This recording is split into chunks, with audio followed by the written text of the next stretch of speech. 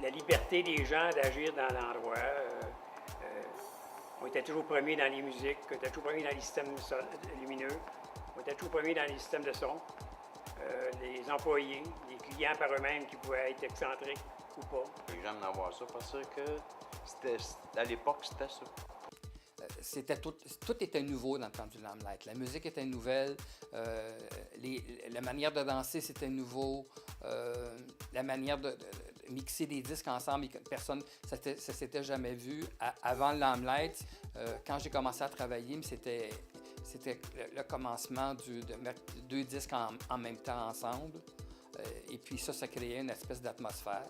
Et puis le fait aussi que la musique se promenait beaucoup dans les beats. Quand les gens venaient ici, c'était une parade de mode. Parce que, gars, c'était celui qui était qui a le plus beau kit. Excentrique. La fin de semaine, tu sais. Les gens se regardaient, ils se copiaient. C'est pas qu'ils se copiaient. Ils disaient, regarde, elle a les cheveux blonds. Hein? Moi, la semaine prochaine, je vais arriver avec les cheveux verts limite. Tu sais, ça existait déjà dans ces années-là. Une de mes amies, Chantal, qui arrivait comme avec un suit de Betty Johnston, c'est ça, Johnston. Puis c'était comme un bonbon marbré rose, tout entouré comme ça, là, avec un disque qu'elle avait pris de moi de Dolly Parton, qui était rose, qu'elle s'était fait un chapeau avec, des choses comme ça. Le Limelight, écoute, c'est un endroit légendaire. À l'époque du disco, moi j'avais comme 15-16 ans, puis tout le monde sortait au Limelight, c'était un must. Tous les week-ends, le samedi soir, le monde se préparait, passait la soirée à se préparer pour aller au Limelight.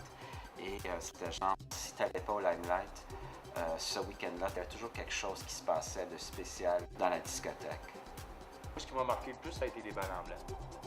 Les ballons en blanc parce que c'était nouveau, c'était quelque chose qui était frais. Fait que, il y avait juste du monde intéressant puis cool, puis du monde qui voulait avoir un trip différent qui se passait pas ailleurs. Puis c'est un mélange de monde gay puis de monde straight ensemble. Puis ça créait une atmosphère super intéressante. On recevait de la musique. Robert, il allait à New York quasiment à tous les semaines, il cherchait de la musique. Fait que, gars, on était up-to-date dans la musique, dans le son, dans la lumière, même dans la clientèle. Fait que quand le monde y venait, il était sûr d'entendre des affaires qu'il n'y avait pas nulle part. C'est ça pour ça que le Limelight a été populaire, parce qu'on changeait tout le temps quelque chose. Tout le temps, il y avait toujours quelque chose. Un party, on faisait toujours des parties différents des autres. C'était comme, tu sais, aussitôt qu'on faisait un party, tout le monde le savait. Là, le samedi soir, là, tu vois la grandeur ici, on rentrait en général 1200 personnes. Quand on ouvrait nos portes en avant, il y avait une ligne chez Sainte-Catherine. À 10h15, 10h20 ici, là, c'était déjà vendu. plein. Puis ça jusqu'à 6h le lendemain matin. Oui, il y a beaucoup de vedettes qui venaient. Les noms, bon, on a eu Alice Cooper, Vincent Price, on a eu Grace Jones souvent qui venait faire un tour. Tu avais James Brown qui est venu, tu as Gloria Gaynor, David Bowie, Iggy Pop. Mais la raison pour faire que le Limelight ça fonctionnait beaucoup, c'était vu que c'était nouveau, et puis c'était quelque chose de caché, c'était quelque chose où les gens, c'était comme,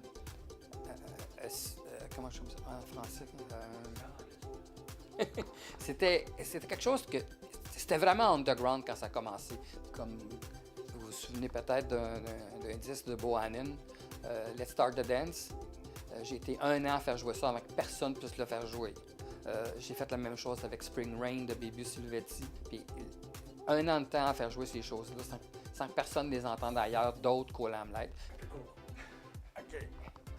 Ça, c'est un de mes prix. En 1977, c'est le meilleur. J'ai gagné le Disco DJ of the Year pour le Canada, avec Billboard, qui m'était donné par Billboard International. C'est un des plus gros magazines de musique au monde. Ensuite, j'ai eu quelques disques d'or, y compris Gino Sosio, ici en arrière de moi, pour Dancer, sur lequel j'ai fait la consultation pour le long jeu, pour ce tutoriel en particulier. Il y a aussi en arrière, il y a Music, Push Push in the Bush. J'en ai aussi un avec Boney M pour Daddy Cool. Le film Funkadance, c'était à l'époque du Limelight, c'était un drame dans le film, et c'était à l'époque de notre établissement. Ce que ça va donner, ça va faire plaisir aux gens qui ont fréquenté cet établissement-là pendant des années. C'était une clientèle qui a été fidèle pendant 6, 7, 8 ans. Les gens d'aujourd'hui qui ont fêté à cette époque-là, si tu leur ramènes un paquet de souvenirs.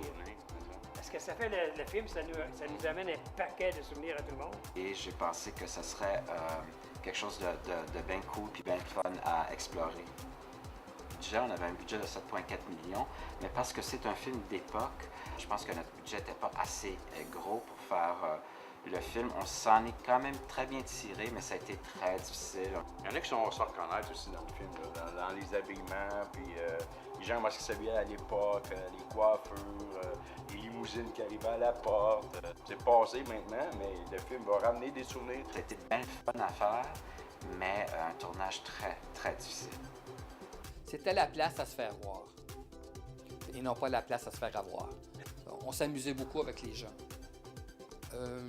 L'expérience de travailler avec le public, les foules, j'ai tout le temps eu une facilité à contrôler la quantité de gens puis de faire jouer des bonnes choses au bon temps. J'ai un timing, je trouve qu'avec le temps, j'ai comme travaillé un timing qui est relié directement avec les gens.